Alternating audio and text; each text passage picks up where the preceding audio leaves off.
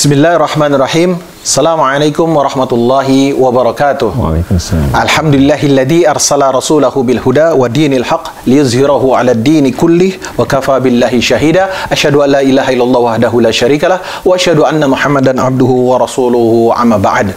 Sahabat muslim, para pendengar dan penonton setia channel Musisi Pensiun, alhamdulillah dengan izin Allah, ana sekarang berada di satu tempat. Dengan izin Allah pula, ana berniat untuk bertemu dengan seseorang. Seseorang ini adalah sama seperti video-video kemarin aneh. Itu adalah orang-orang lama. Bahkan lama banget itu. Bisa 10 sampai belasan tahun. Dan mereka itu dulu pernah berada di satu masa yang sama dengan ana. Mungkin label video ini mungkin akan bisa Anda mengetahui bahwa musisi pensiun, ya pensiunan dari apa tuh dulunya, mungkin seperti itu. Oke, sahabat muslim, alhamdulillah dengan izin Allah saya bertemu dengan kawan saya yang sudah sangat lama, dan kemudian Masya Allah perjalanan beliau ini biiznillah melampaui saya jauh, dan semoga itu akan tetap istiqomah dan mendapatkan terus taufik dari Allah untuk menyelesaikan dan menuntaskan episode kehidupan dunia ini dengan ending yang sebagaimana Allah dan Rasulnya perintahkan kepada kita. Sahabat muslim, saya akan sapa dulu beliau ini sekarang. Nanti bisa tanya dulu, tapi yang saya tahu beliau ini sekarang dosen, pembimbing agama, kemudian ini dan itu, dan dia juga mempunyai jangkauan yang luas tentang anak muda, karena sampai saat ini pun dia tidak melupakan jaringan anak-anak muda. Dia terus mengikuti perkembangan mereka, hingga mungkin saja beliau ini mempunyai strategi dakwah mendekati mereka hingga beliau bisa tahu keadaan mereka, hingga bisa mencari formulasi lebih tepat untuk mendakwahi kepada mereka. Oke, kita sapa saja. Beliau ini adalah, saya sebut dulu untuk pertamanya, Ustadz Fakhruddin. Assalamualaikum warahmatullahi wabarakatuh. Waalaikumsalam warahmatullahi wabarakatuh. Gimana kabarnya Pak Ustadz nih? Alhamdulillah, khair, senang. Alhamdulillah, Masya Allah ya. Bismillah, kita bisa ketemu ya sekarang dengan takdir Allah dan kemudahan dari Allah. Berapa tahun kita? Wah, pernah ketemu berapa tahun kemarin, terus kemudian sekarang ketemu lagi ya, gitu waktu itu. Cuman kalau dari masa lampaunya jauh lebih lama lagi. Ya. Udah berapa kali ganti presiden ya. Baik. Ustadz Fahri, mohon maaf, mohon izin ya nanti, karena ini kan teman lama gitu kan. Nanti kadang-kadang kecelintat ngomong, kadang Ustadz, kadang Kang, kadang Om, mungkin kadang lu gua, nggak apa-apa ya Ustadz? Biasa itu mah. Biasa aja ya, gitu ya. Masya Allah, baik. Masuk kita langsung kepada tema obrolan kita saat ini. Ustadz Fahri bisa kasih biodata kepada kita nih, misalnya nama, lahir di mana, mungkin keadaan keluarga yang mau diberitakan sebanyak apa, silahkan, terserah kepada Ustadz Fahri, silahkan. Iya. Baik, bismillahirrahmanirrahim. Assalamualaikum warahmatullahi wabarakatuh. Alhamdulillah, wassalatu wassalamu ala rasulillah, ma'bad. Yang pasti saya merasakan kegembiraan yang sangat luar biasa sekali. Masya Allah. Karena hari ini Allah pertemukan saya dengan saudara. Saudara yang udah lama nggak ketemu, tiba-tiba nongol depan muka gitu kan. Dalam kondisi yang ternyata jauh lebih baik. Masya Allah. Dan alhamdulillah ini bagian dari pilihan Allah Subhanahu wa Ta'ala pada kita. Pasti ya, Masya Allah. Nama saya Fahri, ibu saya ngasih nama Fahri Fakhruddin. Fahri Fakhruddin. Dan kebetulan memang saya itu anak sematawayang. Jadi saya tunggal. Anak tunggal. Jadi saya nggak punya kakak, nggak punya adik gitu ya. Dan dikaruniai oleh Allah Subhanahu wa Ta'ala 2 anak putri dan 3 anak laki-laki. 3 laki-laki, 2 perempuan ya, gitu. Perempuan. Dan kebetulan insya Allah yang paling besar sedang ngambil sanad hafalan Quran, insya Allah. Yang paling besar sedang mengambil sanad hafalan Quran. Umur berapa sih itu? Kira-kira kelas 2 SMA lah sekarang. 2 SMA. Dan bersekolahnya di mana, Pak? Dia saya masuk pesantren di Depok, Mahat Karim Al-Quran. Mahat Karim Al-Quran di Depok. Di Depok, ya. Ya, kurang lebihnya seperti itu Kang Risam ya. Sekarang domisili masih di Bogor. Masih di Bogor. Kalau memang nanti teman-teman ingin berkunjung ke rumah, silahkan. Kalau ada yang tahu Jungle Fest, mungkin sekitar daerah-daerah situlah rumah saya. Jungle Fest BNR ya? Perbatasan antara kota sama kampung gitu. Iya. Tetangganya. Oke, biodatanya itu ya, keluarganya dan tadi juga ada kesempatan dari Kang Ustadz bahwa kalau mungkin antum mau ada diskusi atau apa tentang agama bisa beliau persilakan. Silahkan. Nah, teknisnya nanti kita bisa atur, antum bisa hubungi Ana atau bagaimana gitu. Nah, kemudian Kang, Ana mau minta sedikit informasi kegiatan sekarang ini apa aja? Kegiatan antum sekarang ini kesibukannya apa aja? Tolong diberi informasi kepada kita. Iya. Apa ya? Kalau saya sekarang mungkin kalau disebut profesi ya. Profesi saya lebih pada sekarang saya dosen. Dosen ya? Saya mengajar di salah satu perguruan tinggi di Kota Bogor di Sekolah Tinggi Agama Islam Al-Hidayah. STAI Al-Hidayah ya? Dan memang konsentrasi saya di program studi hukum Islam. Di program studi hukum Islam. Konsentrasinya di sini dan mata kuliah keahlian saya itu adalah masail fiqhiyah. Masail fiqhiyah. Problematika seputar permasalahan hukum fikih yang kontemporer dan lain sebagainya lah gitu. Di situ ya. Saya memang dari dosen tuh sudah dari 2008 ya. 2007 dosen sudah di STAI dari 2007. Sejak 2007. Jadi kemudian yang lainnya ya kebetulan saya juga sering dikasih porsi lah di salah satu radio Islam di Kota Bogor, Radio Fajri FM. Saya diminta untuk terkadang ada satu rubrik atau dua rubrik di mana saya diminta ngisi gitu ya. Biasanya di rubrik Tazkiyatun Nafs, kemudian di keluarga Islam, rumah tangga Islami lah seperti itu. Pengisi di Radio Fajri FM. Biasanya tema-tema yang dibawakan seputar Tazkiyatun Nafs atau tentang keluarga Islam. Atau tentang keluarga Islam gitu. Seputar wanita muslimah, keluarga Islami dan hukum keluarga Islam lah seperti itu. Ini kayaknya sebenarnya karena ya sedikit ngobrol mungkin nggak jauh juga ya. Saya kan perukia kadang-kadang bicara dengan keluarga lain-lain. Emang banyak membutuhkan karena memang banyak yang merasa pabelit ini. Jadi emang lebih kepada konseling keluarga mungkin seperti itu. Konseling keluarga ya. Iya. Banyak sih memang orang yang bukan curhat tapi sekedar sharing lah. Cari solusi juga solusi baiknya seperti apa. Bahkan kemarin saya itu sempat bimbing mahasiswa ya ketika KKM di salah satu kecamatan di Kota Bogor. Itu ada lurahnya minta bimbingan secara khusus di daerahnya karena memang problematika yang paling mendasar yang terjadi di masyarakat itu adalah konflik keluarga biasanya. Masya Allah. Jadi diminta ada bimbingan khusus gitu. Jadi keluarga membara ya? Iya, seperti itu. Itu kalau udah keluarga membara, keluarnya bawa api itu ya kayaknya. Kita mau betah istilahnya. Mau betah ya? Dia mau api keluar sampai kantor, sampai teman, api doang isinya.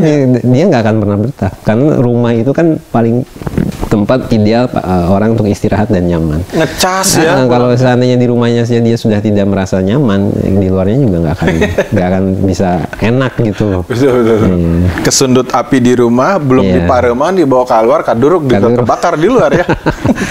Maaf ya sahabat muslim, kita ngobrol campur-campur, maklum orang Sunda lah. Orang Bogor gitu. Sunda, Indonesia, Bogor, campur lah dulu. Apalagi saya dulu Kalimantan, mungkin campurnya nggak apa-apa. Tapi ngerti insya Allah. Oke, tadi kegiatan itu ya, dosen, kemudian pengisi Fajri FM. Oh iya, tadi kan sempat ngobrol sedikit di belakang. Ustadz ini kan dulu punya sejarah mungkin seperti saya juga ya. Sekarang ini masih suka dekat juga katanya dengan beberapa komunitas ya anak gaul lah yang masih menekuni sekarang seperti kayak musisi atau apa. Ada juga seperti itu, kalau saya sih saya punya prinsip berteman dengan siapa saja gitu ya. Yang pasti kalau orang bersosialisasi itu kan minimal ada dua kemungkinan, terpengaruh atau mempengaruhi gitu. Nah itu yang saya jaga di situ karena saya ingin bisa memberikan manfaat buat orang lain seperti apa. Oleh karena itu saya pikir teman-teman yang memang punya sisi yang sama gitu kan di kehidupan kita dulu, tidak lantas kita memutus hubungan dengan mereka gitu. Kita tetap bergaul, berteman, sebatas manfaat apa yang bisa kita berikan untuk mereka, seperti itu. Sebatas manfaat apa yang bisa kita berikan kepada mereka. Jangan nyari manfaat apa yang gua dapat dari mereka kan. Gitu. Kalau gini biasanya nanti kebawa ke sana ya. Kebawa ke sana. Kan capek udah hijrah, balik lagi kan capek. Jadi konsep ini saya garis bawahi bagus nih. Apa manfaat yang saya bisa berikan ke sana? Betul. Jadi kalau di situ kita akan berdiri tegak dengan idealisme gitu ya. Dan sebetulnya itu kan yang disarankan oleh Rasulullah SAW. Oh gitu ya. Seorang sahabat pernah bertanya, orang yang paling baik dicintai oleh Allah itu apa sih? Anfa'uhum linnas, yang bermanfaat buat manusia. Yang paling bermanfaat buat manusia lagi ya. Apa sih yang bisa memberikan manfaat buat, kalau kita punya manfaat ilmu ya kita sampaikan ilmu kebaikan. Kalau kita punya manfaat, bisa ada rezeki lebih yang gue traktir dulu lah gitu. Mulai keluar gue nih. Gue traktir dulu lah. Gue punya duit. Lo apa nih? Nyautang lo gitu kan? Atau iya, makan lo? Itu. Jadi kalau saya seperti itu, makanya kalau tadi Kang Rizam bilang apakah masih berhubungan, ada, saya punya teman-teman yang sampai sekarang juga saya masih bergaul dengan mereka. Bahkan begini loh, orang itu saya pikir punya nilai kebaikan. Setiap orang ada sisinya memang itu, begitu. Fa'alhamaha fujuruha wa taqwaha. Ada nilai kefajiran dan nilai ketakwaan. Tinggal kan teorinya gimana kita caranya membangkitkan kebaikan mereka. Yang ketumpuk itu tertumpuk oleh sesuatu yang tinggal disiram, dipupuk, dibangkitkan gitu. Makanya kalau mereka ditinggal, dijauhin, mereka mau berteman sama siapa? Siapa yang ngebersihin kotoran itu siapa yang ngaduk sampahnya istilahnya gitu. Makanya kan kita harus boleh jadi mungkin kita nanti yang ditanya sama Allah gitu kan di akhirat. Oh iya. Ente berbuat maksiat ya karena nggak ada orang ingetin, tapi teman-teman baiknya mana gitu. Makanya saya tetap berteman dengan mereka. Makanya saya punya grup WhatsApp namanya agak lucu, gitaris Islami gitu. Oh, gitaris Islami. Walaupun sebetulnya ini hanya sebatas nama saja. Ya. Kenapa? Karena yang berkumpul di situ rata-rata orang yang concern sama gitar. Bahkan ada yang masih sekarang juga masih bermain gitar gitu. Karena memang orang butuh proses sih Kang gitu ya. Ya. Orang butuh proses, dan kita juga seperti sekarang ini kan langsung ujuk-ujuk ting jadi gitu. Ya. Banyak perjalanan gitu, perjalanan yang pada akhirnya membuat orang makin yakin, makin kuat dia harus keluar dari dunia dia seperti itu. Dan itulah hidayah. Betul. Kalau dilihat variabelnya sudah dia seperti itu kebiasaan hidupnya, sudah mendarah daging. Kemudian pas dia mau loncat, tadi keluarga pabelit deh. Entah keluarga inti dari orang tuanya, entah dia sekarang sama istrinya pabelit gitu kan. Ketahan lagi padahal di sini udah mau kan. Ada lagi kabelit ke hutang di luar kan gitu. Banyak hal yang orang tuh apa ya. Jadi itu menyendat inti yang dia tadi sebenarnya udah mau ngajeng gitu ya. Ngesarek mau banyak syubhat, banyak pikiran yang kadang itu yang dijadikan senjata oleh setan untuk membuat dia ragu. Masya Allah. Gitu. Iya. Nah kita jangan jadi temannya setan gitu. Yang iya. Nggak sadar jadi teman setan ya. Setan yang tadinya orang mau hijrah, kita malah nakut-nakutin juga, dan jadi malah kejebak ikut program si setan. Betul, tadi ya. Jadi saya pikir astagfirullah itu ya. Saya mungkin pernah begitu juga sama teman. Gua tinggalin lu gitu kan itu. Kang Rizam kalau jadinya masih punya teman, saya masih punya teman, dan sampai sekarang juga kita saling menasihati gitu kan. Walaupun mungkin teman kita masih sekali dua kali, siapa sih yang nggak salah? Siapa sih yang nggak terjerumus dalam dosa gitu kan? Dan itu tabiat insaniyah, gitu kan, tabiat manusia seperti itu. Ya kalau mereka alfa ya kita ingetin, kalau mereka salah ya kita nasehatin gitu kan. Sampai betul-betul mereka kuat, dan dengan bimbingan dan hidayah dari Allah Subhanahu Wa Taala mereka betul-betul total gitu loh, kembali pada agamanya. Baik. Ya begitu, saya insya Allah masih ya. Masih punya. Itu bagian dari kalau saya lihat ya cara berdakwah antum ya. Mungkin seperti itu ya. Insya Allah selama kita pegang rambu-rambunya, selama kita tahu aturannya, insya Allah itu bagian dari itu. Asal jangan ya mereka lagi aneh, kita ada aneh di situ nongkrong jadi koordinator. Jangan. Ya.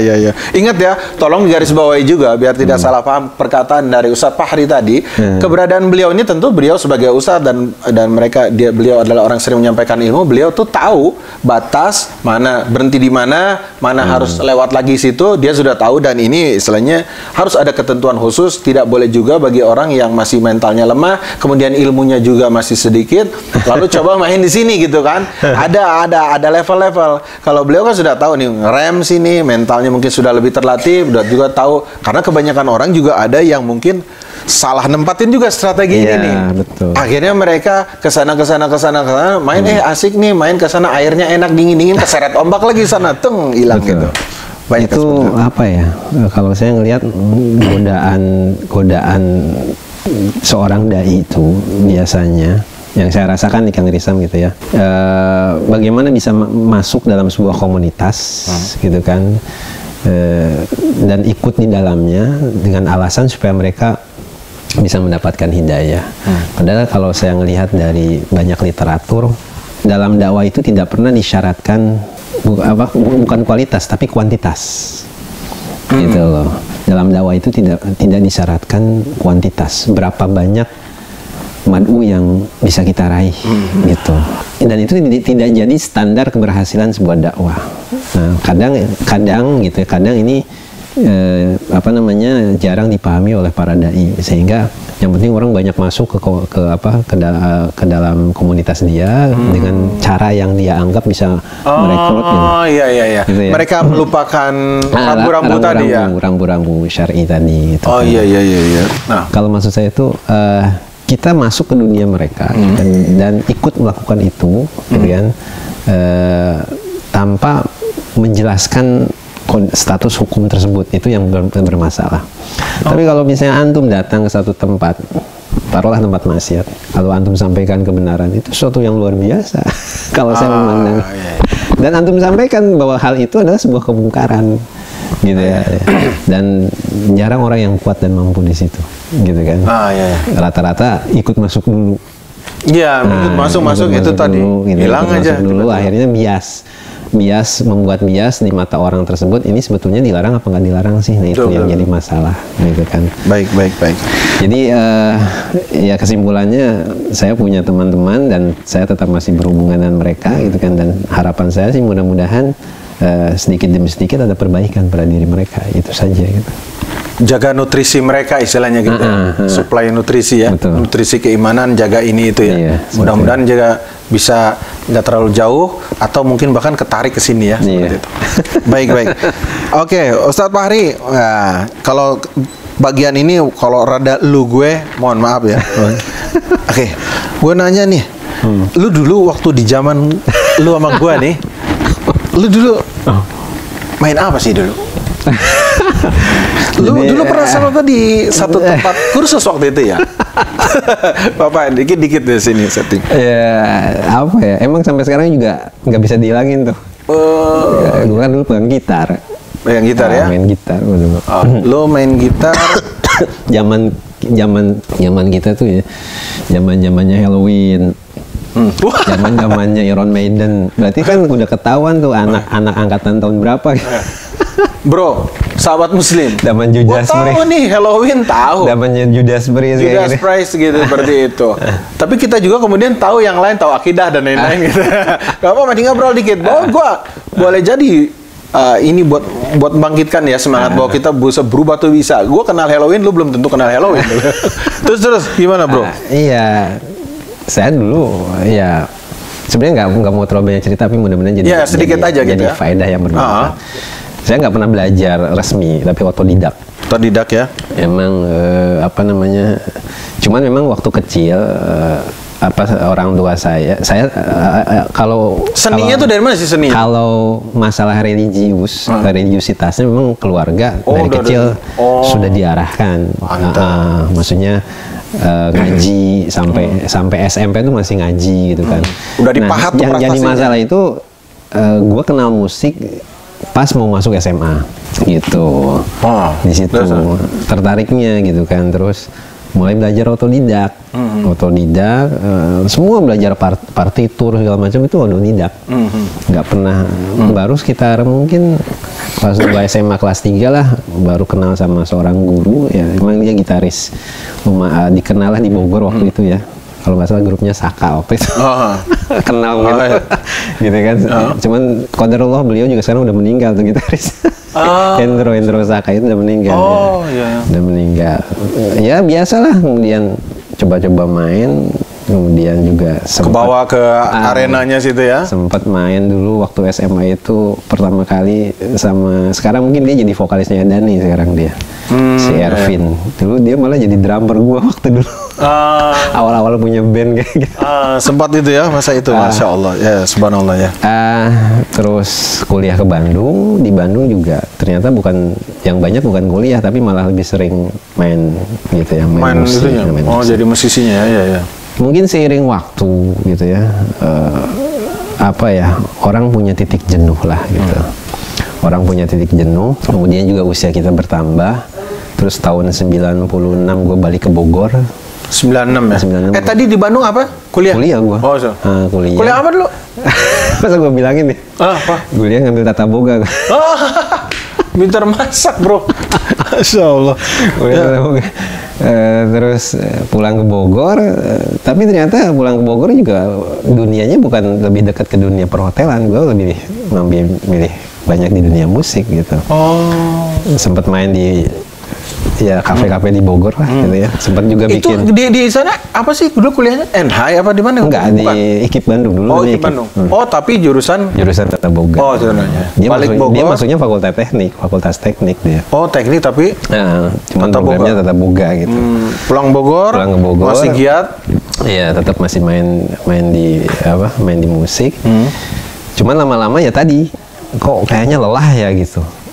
Ya lu kan tahu sendiri kita kalau main di kafe kayak gitu, main malam pulang pagi, gitu kan, main malam pulang pagi. Terus akhirnya beralih gimana caranya masih bisa main tapi juga menghasilkan, coba-coba ngajar gitu kan, bikin les lah gitu, bikin les. Tapi juga itu nggak bertahan lama karena memang sudah mulai ada kegelisahan. Dalam diri. Bisa dijelasin nggak kegelisahan apa? Nggak tahu, tiba-tiba gelisah aja gitu. Ya nggak jelas juga ya. Nggak jelas juga ya, mungkin karena emang lelah. Lelah gitu ya, capek.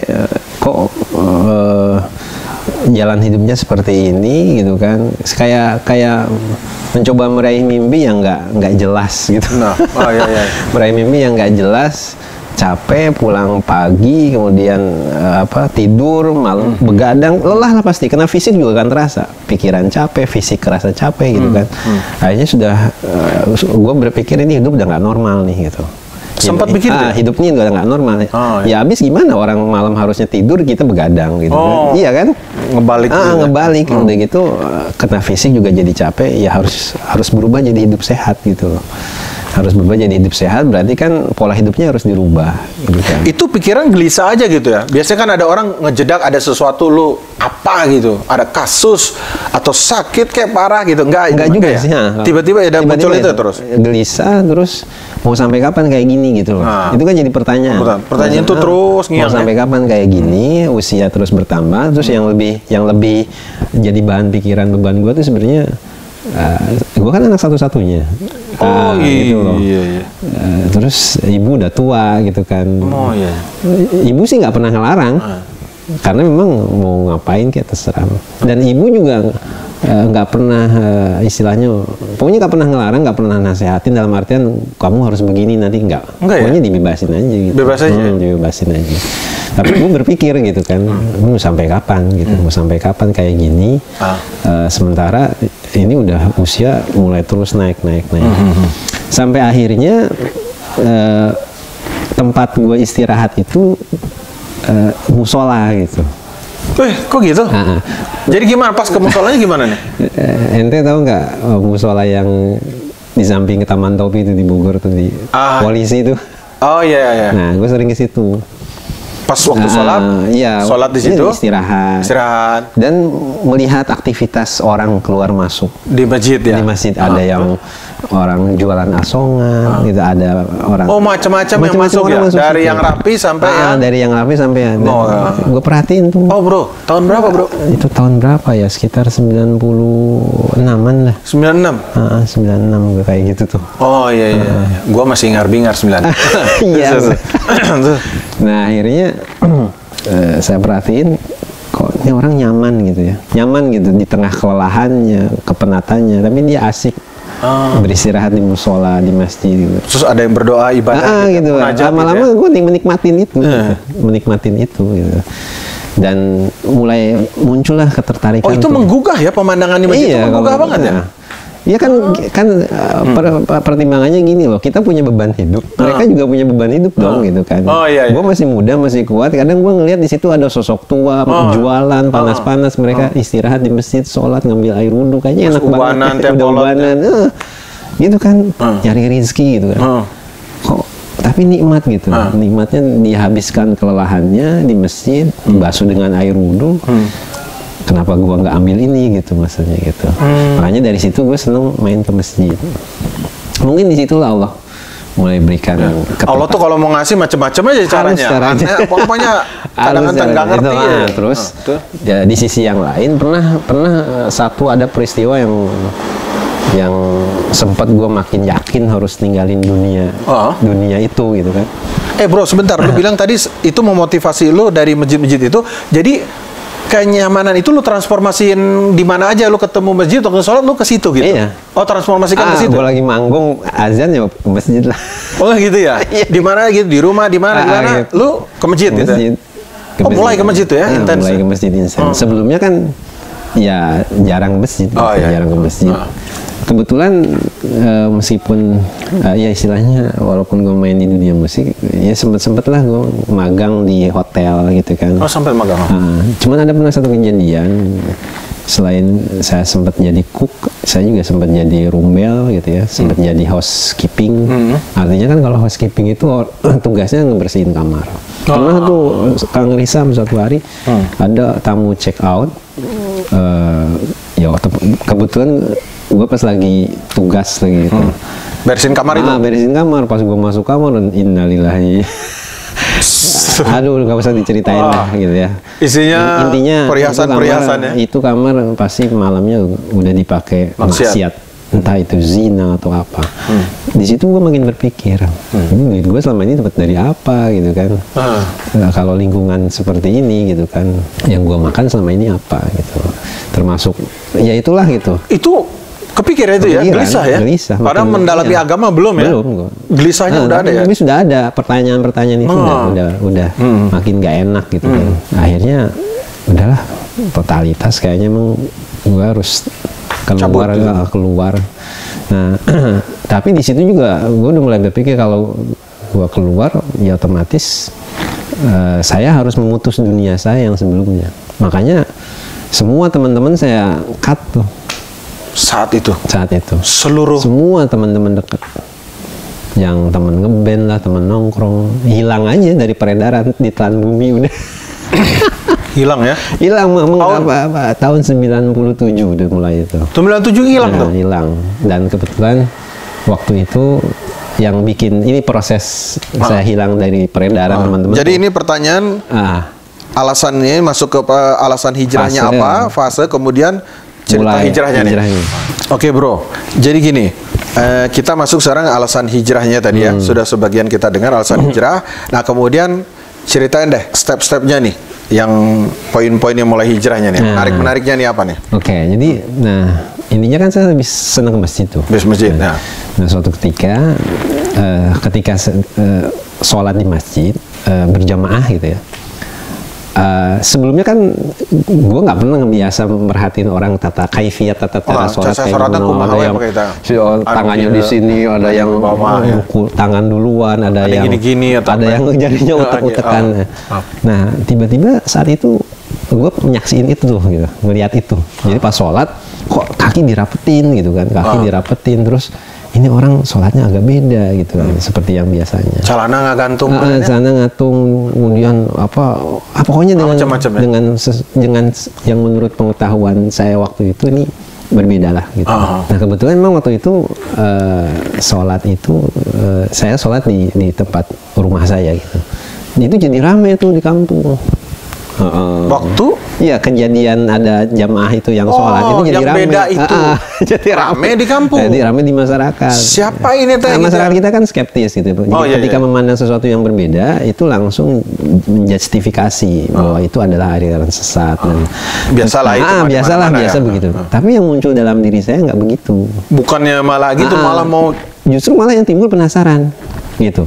Ini maksudnya apa? Kok ada sholat seperti ini? Gitu. Nah, disitulah mungkin karena ya basic saya kuliah gitu kan, jadi ada basis ilmiah gitu jadi segala sesuatunya kan kita nggak logik tuh, maksudnya jadi pertanyaan gitu kan, ini kenapa sih gitu. Terus kenapa masyarakat kok jadi heboh, kenapa dihukumi ini sesat atau tidak sesat, sehingga jadi muncul pertanyaan sebenarnya sesat tidak sesat itu seperti apa gitu. Itu yang akhirnya memotivasi saya untuk penasaran, ingin tahu lebih banyak tentang siapa orang-orang agama. Ini iya, masalah agama terutama. Masalah. Jadi saya dipicu orang terpicu jadi mau ngaji gitu. Mau nyelidikin ya? Akhirnya saya samperin orang itu. Orang yang tadi itu? Saya samperin, saya bertanya tentang Islam itu seperti apa. Oh, gini. Bukan mereka dakwahin ente, tapi ente samperin mereka? Iya, saya bertanya. Ente yang samperin mereka? Saya bertanya gitu. Saya jadi, karena emang saya ingin berubah. Pertama intinya kan saya ingin mencari lingkungan yang lebih baik. Saya pikir ini orang-orang baik gitu kan. Terlihat gitu ya? Dari face-nya, dari auranya. Gitu ya. Ya akhirnya kenapa enggak gitu kan, saya samperin, lalu saya tanya gitu kan, Mas bicara tentang Islam seperti apa sih? Walaupun saat itu gue masih pakai celana jeans robek, iyalah, ya kan, rambut masih gondrong gitu kan masih, tapi ya ngobrol aja, masih ngobrol gitu kan. Gaya metal lah. Gaya metal lah.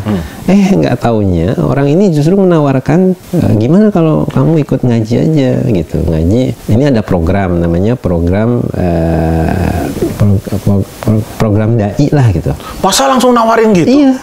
Kan maksudnya ngobrol dulu apa dipahamin. Enggak, ini tuh langsung nawarin gitu. Jadi ini ada program ngaji nih gitu kan. Ada program dakwah, kalau ente mau ikut sok aja gitu. Oh gitu? Iya, ditawarin.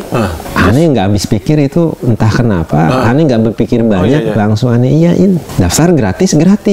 Ya karena kebetulan memang di situ masih dekat lingkungan rumah. Iya. Ya, gue pikir kan nggak apa salahnya dekat, kemudian acaranya cuman sebulan 2 kali, jadi 2 minggu sekali gitu kan, sehari full gitu. Nah, ikut aja itu program ngaji. Itu seminggu berapa? Sebulan 2 kali, 2 minggu sekali. 2 minggu sekali. Cuman sehari full. Gue pikir kan apalah gitu, nggak ada salahnya yang ini ya kayak kita ngaji aja. Hanya ikut dan ternyata memang materinya kompleks. Jadi belajar usul manhaj yang gua nggak tahu apa itu usul manhaj. Masya Allah. Belajar akidah, belajar fikih gitu kan. Cuman yang ringkas-ringkas. Tapi lu coba ngimbangin lo ya? Ngimbangin. Apa sih akidah itu? Fikih itu seperti apa sih? Perkembangan fikih kayak gimana sih? Kenapa? Gue nggak ngebayangin lu saat itu hati lu sama lu menerima kayak gitu tuh. Lu berusaha untuk mengimbangin kan? Sambil bararingong dah. Bingung, bener. Orang kayak bingung gitu kan. Tapi bismillah terus aja. Dan ada satu komitmen dalam diri gue waktu itu. Pokoknya gue harus bisa gitu. Gue harus bisa. 9 berapa bro? Sekitar 97-an, mau masuk 98 lah. Akhir 97. Nggak lama kursus, ya taruhlah itu daurah, disebutnya daurah ya biasanya. Daurah itu kayak les lah gitu. Kurang lebih 1 bulan apa 3 bulan ya, gue lupa lah. Ternyata daurah lanjutan gitu. Daurah lanjutan, dan itu diambil dari lulusan yang terbaik. Jadi kan di daurah pertama tadi. Kan diuji itu gitu kan, ada ujiannya. Ya gue ikut, ya mau nggak mau dong ikut, jadi jawab. Ternyata gue termasuk yang dapat dianggap yang terbaik lah gitu. Diminta ikut untuk daurah lanjutannya. Ya sudah, karena emang niat awalnya sudah pengen belajar, ngalir aja gitu. Ngalir. Dan di saat itu, ini luar biasa nih Kang Risam ya, saya waktu itu nggak pernah tahu, pokoknya spontanitas lah ketika saya diminta untuk ikut daurah lanjutan, dan itu diadakan di salah satu pesantren di Luwiliang. Saya nekat ikut aja. Lalu saya lihat kan waktu itu komunitasnya mereka pakai gamis gitu kan, jenggotan, celana ngatung. Itu saya nggak tanya hukumnya apa, saya cuma bilang sama ibu saya, Ma, tolong itu nanti celana potong-potongin aja ya. Gitu aja langsung? Refleks aja gitu ya? Refleks aja. Loh kenapa? Enggak, pokoknya potong-potong itu saya mau pergi. Mau kemana? Mau pesantren. Itu ibu langsung nangis. Ibu langsung nangis karena bingung ngelihat perubahan gitu kan. Nangisnya agak sedih ditinggalin atau seneng sih? Entahlah. Tapi kayaknya sih senang lebih. Senang ya? Senang karena gitu. Sempat bilang juga waktu itu cerita ya, setelah perjalanan dia cerita. Kita pernah sempat cerita sama ibu juga, ya ibu nangis karena dia merasa selama ini juga mungkin tidak pernah protes dengan apa yang saya lakukan, tapi berharap kebaikan tentunya orang tua. Tahu-tahu tiba-tiba anaknya berubah jadi lebih baik gitu kan. Nyantri ya? Nyantri gitu kan. Itu sebuah lompatan yang luar biasa. Makanya dia nangis, kemudian dia ikutin tuh celana dipotong-potongin. Padahal saya juga nggak tahu, gue juga nggak tahu itu hukumnya kayak gimana. Belum klik gitu ya? Belum ya? Belum nyambung. Belum nyambung. Pokoknya kerjain aja, ngikutin itu, ngikutin arus kesana, ngikutin lingkungan, komunitas. Di pesantren begitu aturannya, ya udah ikutin gitu kan. Terus berangkat, ibu ngerestuin berangkat. Nah dari situ yang gue bilang tadi, gue tinggalin lingkungan.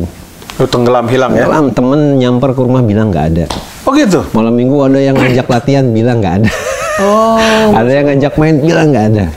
Bilang nitip pesan sama ibu, udah bilang aja nggak ada. Kemana? Sedikit, kok itu kan butuh, nggak gampang kan itu? Iya nggak gampang. Butuh. Ya, terus amunisinya, kekuatannya dari mana tuh? Gue nggak tahu.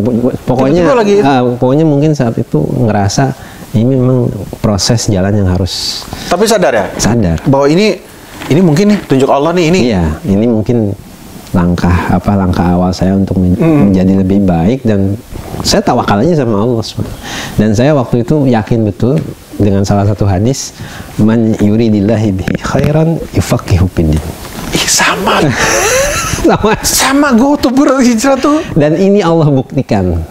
Itu Allah juga buktikan. Hadis yang gue pegang. Gue sampai nangis baca hadis itu. Kalau lo mau, kok gue gini sekarang? Iya, begitu. Kita nggak sadar Allah angkat itu. Man yuridillahi bihi khairan yufaqihu. Barang siapa yang Allah kehendaki kebaikan, Allah berikan pemahaman tentang urusan agama. Ini luar biasa. Ini tahadus bin nikmah kalau menurut teman-teman saudara kita. Waktu saya masuk pesantren, saya dimasukkan dalam satu kelompok kelas gitu ya. Itu kurang lebih ada 9 orang. Semua rata-rata yang 8 orang itu hafalan Qur'annya itu di atas 5 juz. Gue masuk, Kang Risam, gue masuk situ. 1 juz pun gue nggak ngerti. Baca Quran aja masih belepotan. Dia dimasukin ke orang-orang yang udah hafal 5 juz ke atas. Lu entah juz apa ya. Juz jambu. Gitu. Jadi nangis loh. Kok bisa lu bisa nangis gitu? Karena ada keraguan, namanya setan mungkin gitu ya, menggoda, ini benar nih gitu kan. Mulai ada perasaan minder gitu lah, perasaan kecil hati, siapa gua gitu. Tapi alhamdulillah, itulah subhanallah, betul kata Rasulullah SAW, teman yang baik itu seperti al-misk, seperti minyak wangi. Duduknya aja kita ke bawah wangi gitu kan. Jadi mereka itu tahu latar belakang saya, itu malah memberikan semangat, motivasi. Kaget gitu. Dan saya orang yang paling tua di situ. Teman-teman tuh, ya Allah, jauh banget usianya gitu kan. Dan mereka memberikan dorongan spirit gitu ya, motivasi, semangat. Udah, Kang Fahri insya Allah bisa, katanya, oh sama-sama gitu kan. Mereka tahu anak backgroundnya awam dari nol. Kalau mereka bahasa Arab tuh udah kayak gimana gitu.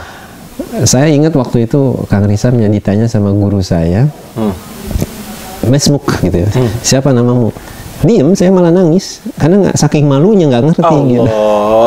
Masya Allah. Itu pertama kali masuk kelas itu, saya nangis karena nggak ngerti, ini orang merasa malu tuh karena ini mereka masih muda, ilmunya jauh di atas saya udah menjelang mau tua, baru mulai dari nol gitu. Iya. Tapi itu saya jadikan sebagai pecut untuk memicu semangat saya. Saya nggak mau kalah sama mereka gitu maksudnya. Kenapa? Karena tadi saya yakin dengan hadis Nabi SAW, man yuridillahi bi khairan yufaqihu fiddin. Dan alhamdulillah qadarullah syama fa'ala, saya dimasukkan ke 9 orang yang dianggap punya keahlian khusus gitu ya.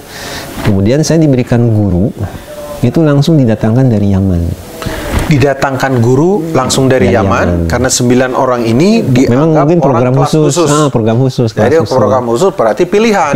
Seleksian. Anda bisa bayangkan, Anda baru hijrah, masuk di kelas itu yang Anda nggak ngerti bahasa Arab. Jadi dar perjalanan antum di depan itu hijrah tuh bakbuk kelihatan. Luar biasa. Gecetin ke situ ya. Entah Anda sampai kayak di ini entah Allah skenario-nya luar biasa betul. Dan antum ngikutin ngejar ya. Ketinggalannya tuh antum kejar benar bahasa Arab bahasa Arab sampai saya berpikir begini Kang Rizam. Karena belajar tahasus langsung dengan orang Arab. Berarti saya sehari-hari harus ngomong bahasa Arab. Apa yang harus saya harus belajar apa gitu loh. Kemudian saya harus ketika baca kitab, rumusnya apa supaya saya bisa baca cepat gitu, supaya bisa paham. Itu luar biasa. Jadi kalau ya kembali sih kalau kepada metodologi belajar, orang makanya tadi saya pikir orang punya metodologi yang berbeda-beda tergantung kondisi. Makanya saya berpikir cepat, tetapi alhamdulillah dalam waktu kurun 3 bulan saya bisa beradaptasi. Masya Allah. Jadi kalau ngomong mah ya dalam hati saya Tarzan aja sama monyet bisa nyambung ngomong. Oh iya. Mun hayang komunikasi banyak. Iya kan, orang masa gitu kan. Memang Allah kan menciptakan kita li ta'aruf untuk saling mengenal. Dan saya yakin guru saya juga paham. Saya orang baru belajar, salah-salah dikit dia ngerti lah gitu kan. Jadi saya nggak terlalu minder tuh. Jadi berpikirnya positif saja. Berpikirnya. Nah 3 bulan itu alhamdulillah saya bisa berkomunikasi lah. 3 bulan baca kitab, kemudian belajar gitu kan, kemudian ngobrol, dan alhamdulillahnya guru saya juga usianya tidak terlalu jauh dengan saya. Jadi syekhnya itu? Syekhnya belum nikah lagi, saya masih ingat belum nikah. Jadi lebih akrab. Lebih akrab. Nah itu saya selama 1,5 tahun mulazamah sama beliau. Pendidikan, mulazamahnya. Jadi mulai belajar akidah, fikih, sirah, kemudian bahasa Arab. Tapi itu di sini ya? Di Lewiliang. Itu makanya saya tinggalin semua komunitas. Hilang 1 tahun setengah. Semuanya udah itu. Ngada ngisi ilmunya, ngecas aja udah gitu. 2 tahun kemudian baru dilepas sama beliau. 2 tahun dari situ sekitar tahun 98, 99, tahun 2000 tuh. Awal tahun 2000 mulai turun ke lapangan. Tahun 2000 mulai turun ke lapangan dengan bekal ilmu dan ini untuk diterapkan ya. Iya. Langsung udah otomatis udah ya nggak nyangka tahu-tahu dari 2 tahun itu tahu-tahu saya jadi dai aja gitu. Antum bisa bayangkan. 2 tahun dai ya? Ada cerita menarik gitu. Pertama kali saya suruh ceramah kabur saya. Saking takutnya Kang Rizam. Pas udah mulai disuruh terjun itu? Iya. Saya suruh takutnya apa ya? Saya mau ngomong apa? Kemudian yang dihadapin juga anak-anak santri juga gitu kan. Mereka juga backgroundnya mungkin lebih pintar dari saya. Itu banyak berkecamuk di kepala saya itu, di kepala gue itu apa ya, syubhat-syubhat yang mungkin ya membuat jadi kita nggak pede gitu. Buat merintangi yang jelas itu pasti setan itu ya. Itu pasti setan. Iya, nggak pede. Sampai saya kabur bener-bener kabur. Dalam artian udah dikasih jadwal, dikasih kelas, dikasih waktu ceramah, kabur karena saking takutnya. Tapi mungkin ya tadi seiring dengan waktu, perjalanan, pengalaman, ya akhirnya terbiasa. Nah ini juga mungkin keyakinan saya terhadap janji Allah itu. Setelah saya hijrah, ternyata Allah nggak membiarkan saya gitu. Dalam artian Allah berikan ke saya kesempatan untuk menuntut ilmu lebih gitu ya, melalui jalur yang lebih formal. Gue bisa S1, gue bisa kuliah S2, alhamdulillah gue bisa sampai kuliah S3. Itu atas karunia siapa kalau bukan dari karunia Allah Subhanahu wa Ta'ala. Dan lu bayangin nih Kang Rizam ya, gue kuliah itu semuanya free. Allahu Akbar, Masya free. Allah. Maksudnya Allah berikan min haitsu la yahtasib, dari jalan yang tidak disangka-sangka. Sedikit garis bawahi. Dan ini terjadi pada orang-orang yang hijrah total. Dia mungkin tidak mungkin ngomong dan orang hijrah, tapi saya akan buat satu pernyataan begini. Siapa yang sungguh-sungguh dan murni dia mencari kepada Allah dan dia niat sungguh-sungguh, itu sudah banyak. Kemarin yang wawancara Ricky Asbo dan lain-lain, siapa meninggalkan sesuatu karena Allah, Allah beri ganti yang terbaik, yang lebih baik. Betul. Dengan seperti itu. Dan ini kedua yang dalam bentuk wawancara yang saya buktikan langsung bahwa Allah itu tidak mengingkari janji dan dia merasakan hal seperti itu. Masya Allah. Aja tuh. Kalau dibilang masa sih emang nggak ada rintangan? Jangan dikira. Oh, udah pasti lah. Orang namanya rintangan orang hijrah itu lebih dahsyat terkadang. Iya. Lu ngilang itu tadi aja, lu dikontak gini-gini, itu suatu ketika lu belajar jenuh nih. Suatu ketika kan ada aja fasenya di mana lu ketemu kayak nggak sengaja Allah uji itu. Cetrek ya ketemu si ini di mana di jalan atau apa. Ada godaan-godaan kan gitu. Pas ente juga di sini lah namanya hidup mau dimanapun ada stucknya kan waktu itu. Dimana lagi bete, bosen, boring gitu kan. Setan masuk kan ditemuin sama si ini. Ada kan gitu kan. Iya makanya. Jadi kalau ya teman-teman bilang masa sih nggak ada, itu jangan dikira. Cuman ya sekali lagi gimana istilahnya kejujuran dan kekuatan tekad kita untuk berubah menjadi baik tentunya gitu. Insya Allah akan bantu itu. Allah akan bantu dan tidak ada yang tanpa bantuan Allah Subhanahu wa Ta'ala. Seberapa besar tekad yang kita punya, kalau kita berjalan saja, nanti selebihnya urusan itu sudah sama Allah gitu. Dan itu yang Kang Risam ya. Jadi saya makin yakin ya inilah janji Allah gitu. Allah nggak, maksudnya secara halus kita nggak sadar kalau Allah sudah mengangkat kita. Yang tadinya saya nggak, ya bukan sombong, tapi ini mas sekali lagi. Dulu saya nggak didengar omongan saya. Sekarang Masya Allah. Saya ceramah di radio. Saya kadang dipanggil buat sudah bertahun-tahun. Terus saya diminta jadi pembimbing umroh yang kepikiran pergi umroh aja nggak pernah. Tahu-tahu misalnya, Ustaz ini bisa nggak bawa umroh gitu kan? Ini fadlun minallah. Ashkuru am akfur, kalau saya ambil mengutip perkataan Nabi Sulaiman, semua adalah fadilah dari Allah Subhanahu wa Ta'ala. Apakah kita mau bersyukur atau kita mengingkarinya atau mau kufur? Maka beruntung bagi mereka yang mau bersyukur atas nikmat Allah Subhanahu wa Ta'ala gitu ya. Luar biasa lah. Jadi mudah-mudahan ini jadi bahan motivasi juga buat teman-teman. Motivasi bro. Iya, tidak ada ruginya. Inspirasi bro. Masya Allah. Tidak ada rugi dan tidak pernah sedikit pun ada kerugian bagi orang yang mau kembali sama Allah Subhanahu wa Ta'ala. Dia ketemu sound system juga sebenarnya hari ini. Dulu sound systemnya dia bunyi lokasinya di belah sana, pakaiannya beda-beda. Lokasi sekarang sound system lagi, tapi kondisinya lain. Bunyinya alunannya Al-Quran, alunannya pertanyaan tanya jawab, keluarnya hadis, keluarnya Al-Quran. Masya Allah. Alatnya masih sama, sound system juga. Sistem juga, Masya Allah, luar biasa. Oke, nah ini kita udah mau masuk fase-fase akhir wawancara kita saat ini. Antum banyak pegang, kata antum kalau di rubrik di radio itu tentang keluarga dan tazkiyatun nafs ya. Oke, mohon diberikan nasihat, kalimat-kalimat nasihat hubungannya dengan anak muda, hubungannya juga dengan semangat mereka ingin hijrah. Kemudian hubungan juga mereka yang membebani anak muda itu salah satunya adalah bahasanya pengen kawin lah. Sebenarnya mereka pengen kawin juga, nggak ingin juga banyak juga di antara mereka nggak ingin pacaran gini. Tapi kenapa mereka pacaran? Bokap nyokapnya tuh masih model gaya-gaya zaman dulu. Lu harus kerja dulu apa gini kan. Nah, jadi banyak benturan. Mereka sebenarnya nggak mau. Akhirnya mereka zina bro. Nah, kemudian itu hubungan anak muda seperti itu, kemudian dan juga kaum muslimin secara umum. Saya minta nasihatnya agak panjang. Baik, jadi sebenarnya yang perlu saya ingin memberikan mindset, menanamkan mindset paradigma berpikir dulu supaya kita sepakat sama berpikir di satu titik, kemudian menyadari itu sebuah kebaikan. Jadi begini, tidaklah Allah Subhanahu wa Ta'ala memerintahkan sesuatu atau melarang sesuatu, melainkan pasti buat kebaikan hambanya. Garis bawah ini gitu ya. Jadi kalau kita sudah paham ini, kita nanti tidak salah berpikir, Kang Risam.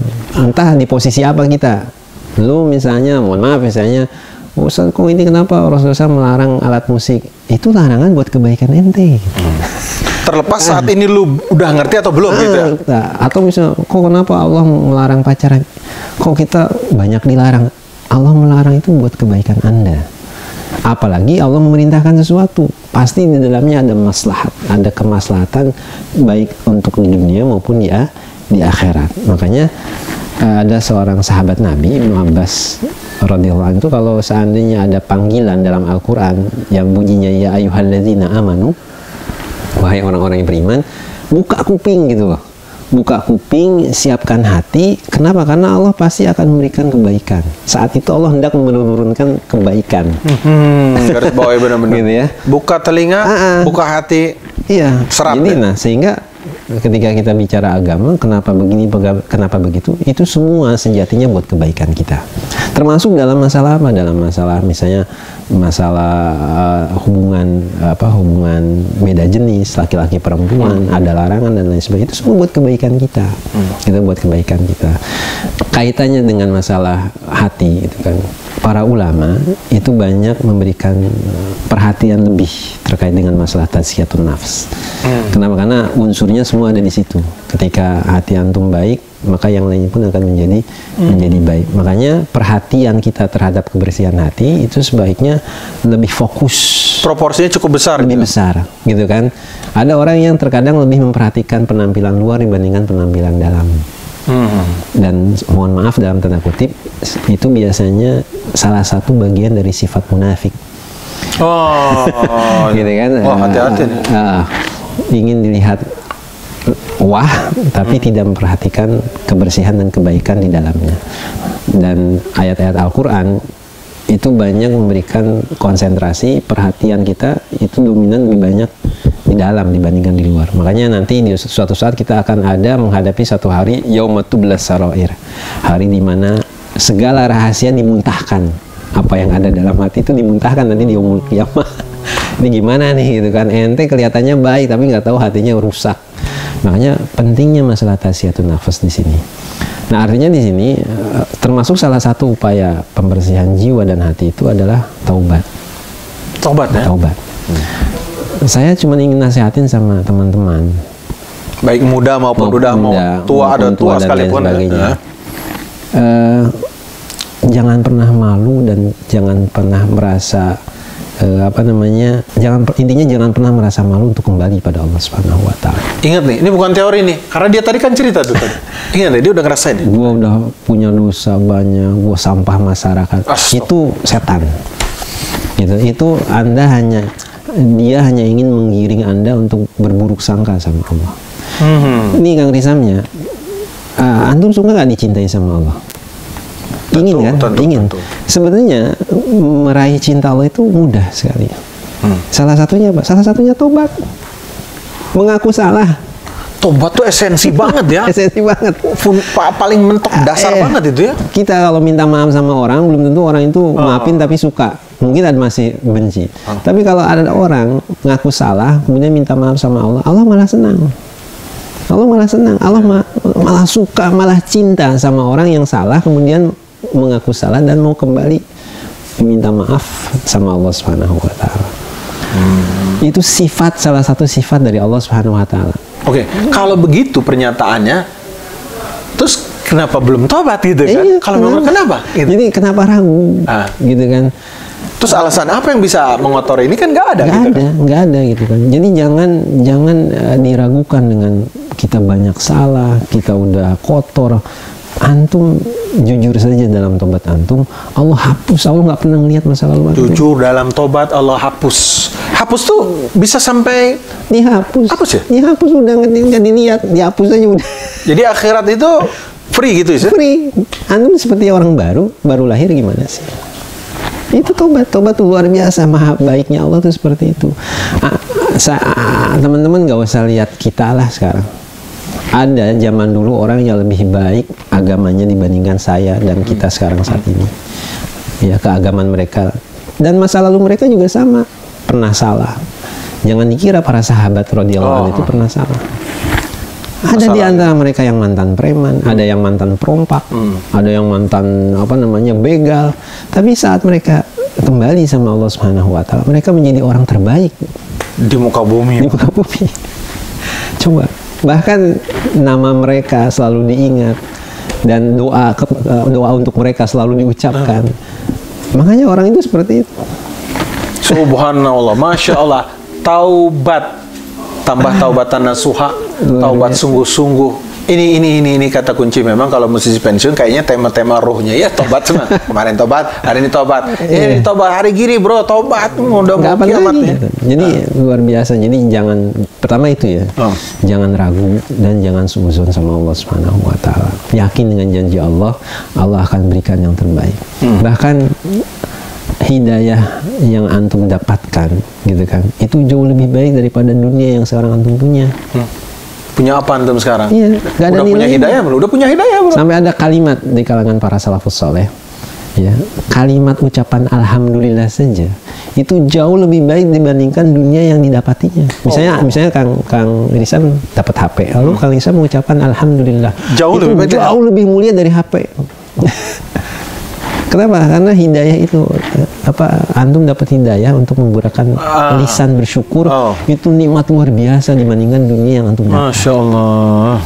Itu luar biasa sekali. Jadi jangan pernah ragu gitu kan, jangan pernah disubhatkan, jangan mau ikutin tipuan setan dan dorongan setan. Husnuzon sama Allah Subhanahu wa taala. Itu ya. Husnuzon sama Allah Subhanahu wa taala. Berbaik sangka pada Allah Subhanahu wa taala. Tidak ada satupun doa gitu kan, kecuali doa maksiat gitu ya, doa yang ditolak, diijabah sama Allah Subhanahu wa taala. Cuman 3 gitu ya, entah itu dibalas saat itu atau diganti dengan menghilangkan sesuatu yang buruk, atau ditunda nanti buat hari akhir sebagai tabungan kita. Jadi nggak ada tuh yang tertolak tuh ya? Nggak. Jadi apa alasan kita untuk bersuudzon sama Allah, kan nggak ada gitu kan. Jadi itu yang pertama gitu ya. Jangan pernah suudzon sama Allah Subhanahu wa taala. Dan Allah itu maha baik lah. Baik ya. Luar biasa kalau saya ceritain, mungkin semua teman-teman juga punya pengalaman religius tersendiri. Pengalaman spiritual kita banyak hal yang menyebabkan kita bisa menyebut bahwa Allah itu baik ya. Luar biasa kan. Kemudian kaitannya dengan tadi gitu ya, makanya tadi mulai menata diri gitu kan, dan yakin dengan apa yang diperintahkan Allah Subhanahu wa taala, maka itu yang akan memperbaiki unsur kehidupan di masa kita yang akan datang. Termasuk mungkin misalnya tadi kalau disinggung ada teman-teman yang belum nikah, gitu kan. Kalau ingin baik, maka dari sekarang mulai menata diri. Karena itu sudah sunnah kauniyahnya begitu. Kalau dia menata, nanti dapatnya juga ada yang baik gitu ya. Iya. Kadang perjalanannya juga diperbaiki sama Allah. Akan diperbaiki kan. Yang orang itu kan punya satu kesamaan. Misalnya gini nih, kita suka-suka sama musik dong gitu dulu kan, nongkrong sama yang suka sama musik, jadi akan berkumpul dengan kesukaannya. Kalau Anda sekarang suka pada kebaikan, maka Allah akan pertemukan dengan sederhana ya, sesederhana itu, dan itu diceritakan dalam Al-Quran.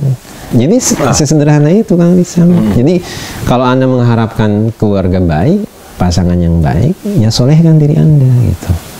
Solehkan diri kita. Jadi saya simpulkan ini semua jadi gini. Nasihat antum ini saya simpulkan gini. Ternyata pusaran jadi gini. Apa yang kita terima di dalam kehidupan ini adalah efek dari apa yang kita perbuat kelihatannya kita. Iya, al-jaza'u min jinsil amal. Itu kelihatannya kan. Iya, jadi kita perbaiki semua, pantulannya seperti itu. Di nikah gitu juga, di kerjaan gitu, di keluarga juga begitu. Iya, betul. Cuman kadang ada orang berpikir, gue udah soleh tapi gue masih ada masalah. Ya emang namanya dunia mah sumber masalah. Maksud saya, ketika orang berbuat baik itu bukan berarti lantas kita terlepas dari masalah. Tapi yang jadi titik kuncinya adalah kita mampu bisa menyikapi masalah itu. Menyikapi masalah, dan kemudian tetap bersikap positif. Betul. Nah, jadi poinnya sebenarnya gitu. Jadi kalau berbuat baik pasti baik. Jadi masalah yang datang, baik yang positif dan negatif itu sebenarnya labelnya baik gitu. Tinggal bacaannya aja kan. Betul. Ente mau baca apa seperti itu kan gitu. Mau baca ngamuk, ngadat, tapi pas baca hikmah, kenapa ya gini. Ya alhamdulillah, sejak ketemu orang dengan tipe begini, kita jadi lebih prepare kalau ketemu orang seperti ini. Artinya ya, kita bersikap dalam memandang sesuatu jadi positif. Gitu loh. Kan gini ya, contoh sederhananya lah, orang sudah taat tetapi ekonominya masih miskin. Iya, betul. Itu nggak bisa dipungkiri. Itu sunnah kauniyah. Jangan katakan kayak miskin itu erat kaitannya dengan unsur ketaatan. Gitu. Dalam artian kalau taat antum lantas nggak miskin, nggak juga begitu kan. Tapi yang dimaksud di sini adalah ketika Anda soleh, kemudian Anda miskin, Anda tetap pada jalur yang diinginkan oleh Allah Subhanahu wa Ta'ala, dan Anda menyikapi kemiskinan itu dengan benar. Pasti berbeda dengan orang yang jauh dari Allah. Ya, ketika ditimpa ujian kemiskinan, ya, Kang Rizam bisa lihat berapa banyak masyarakat kita, ada yang anaknya diracun, ada yang istrinya dibunuh karena tekanan ekonomi misalnya. Apa masalahnya di situ ya? Saya sih bisa mengambil kesimpulan dasar dia jauh dari agama, sehingga berpikirnya sempit, pendek, jauh dari Allah gitu.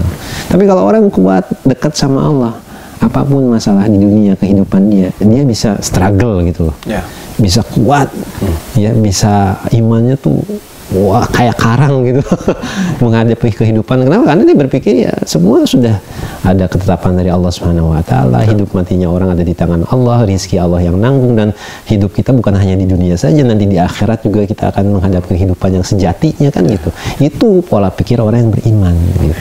Jadi semua dengan taufik Allah, diberi oleh Allah, dia bisa menyusun cara berpikirnya tadi ya.